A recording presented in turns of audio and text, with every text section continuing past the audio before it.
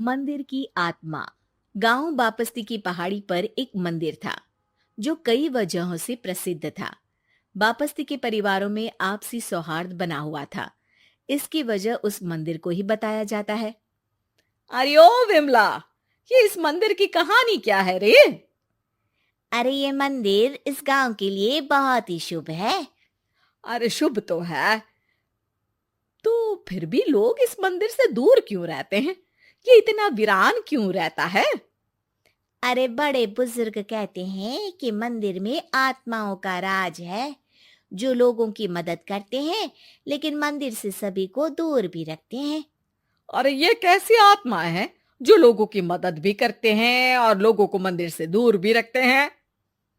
अरे यही चलता आया है यहाँ पर, इसीलिए कोई कुछ बोलता नहीं। क्योंकि जिसके घर में कोई भी परेशानी होती है तो बताते हैं कि इस मंदिर से उन्हें मदद मिलती है।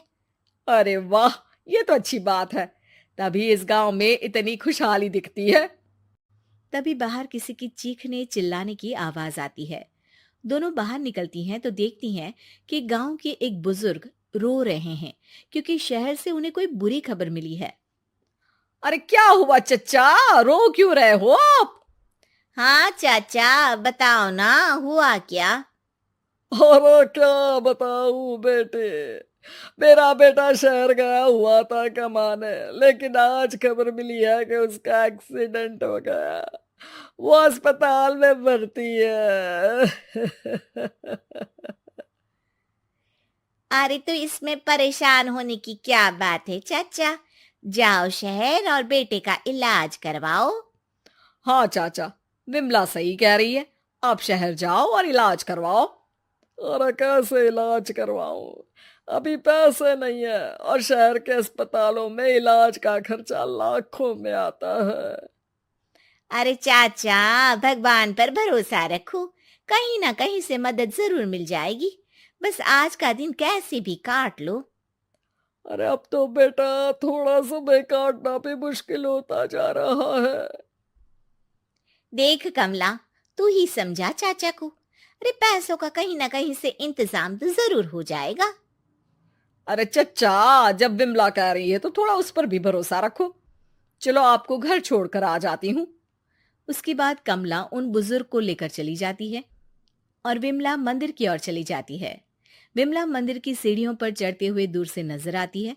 उसके बाद वो आंखों से ओझल हो जाती है। उसी रात उस बुजुर्ग के घर के बाहर एक थैला रखा हुआ मिला। बुजुर्ग उस थैले को देखते ही चौंक पड़ा क्योंकि उसमें 5 लाख रुपए रखे हुए थे। वो बुजुर्ग सुबह दौड़ा दौड़ा गांव के दूसरे बुजुर्गों के पास गया। अरे मंगल भाई सुनो, मेरे घर के बाहर ये पैसों से भरा बैग रखा हुआ मिला है। अरे किसका है ये भाई? अरे भैया, मुझे क्या पता। तभी उधर से कमला और विमला निकलती हैं। अरे बेटा सुन तो, देख ये क्या रखा हुआ था मेरे घर के सामने। कमला और विमला हैरानी से देखती हैं। अरे वाह, देख विमला, तूने कहा था ना कोई मदद जरूर करेगा। अरे भगवान सबकी मदद करते हैं, ये पैसों की मदद भी भगवान ने ही भेजी है। और क्या। अब चच्चा सोच क्या रहे हो, शहर जाओ और बेटे का इलाज करवाओ। ठीक है बेटियों, जो तुम कहो। चलो निकलता हूँ शहर बेटे का इलाज करवाने के लिए। अरे विमला, एक बात तो बता, ये इन्हें मिले तो कैसे मिले पैसे? अरे मैं ना कहती थी कि ये मंदिर सबकी मुसीबतों में मदद भेजता है। अरे वाकई बड़ी पुण्य आत्मा है मंदिर में। सो तो है, लेकिन उनके बारे में लोगों को कम ही पता है। अच्छा, और तुम्हें क्या पता है? अ, जितना पता था वो तो बता दिया। ना रे ना, मैं नहीं मानती। तू कुछ तो छिपा रही है। अरे कुछ ना छिपा रही, जो पता था वो बता दिया। मंदिर से लोगों को मदद मिलती है, बस इतना ही पता है। ठीक है बाबा, अब नहीं पूछूंगी। इसके बाद उसी रात कमला चुपचाप अपने कमरे से निकलती है और मंदिर की ओर चल पड़ती है। कमला धीरे धीरे मंदिर के दरवाजे पर पहुंचती है। अंदर से हल्की हल्की रोशनी आ रही थी। इसके बाद जो वो देखती है वो हैरान रह जाती है। कमला इसके बाद तेजी से वापस लौट आती है। दूसरे दिन सुबह सुबह। अरे विमला, तू तो छिपी रुस्तम निकली। है? ऐसा क्या छिपा लिया मैंने? अरे तूने तो भनक ही नहीं लगने दी और चाचा की मदद भी कर दी। हैं? ये क्या कह रही हो? ऐसा कैसे कह सकती हो तुम? मैंने कोई मदद वदद नहीं की। अरे सब पता है मुझे, कल रात मैं गई थी मंदिर। तो क्या देखा? अरे तुम्हारा पति और कुछ लोग वहां दिखे। बोरियों में नोट भरे हुए थे और सभी नोट गिनने में लगे हुए थे। तो तुम्हें क्या लगा? वो क्या कर रहे थे? अरे मैं समझ गई कि वो लोग कहीं से डकैती कर पैसे लेकर यहाँ मंदिर के पीछे छिपाते हैं। अब जब तुम जान ही गई हो तो बता देती हूँ, लेकिन ये बात किसी को पता नहीं लगनी चाहिए।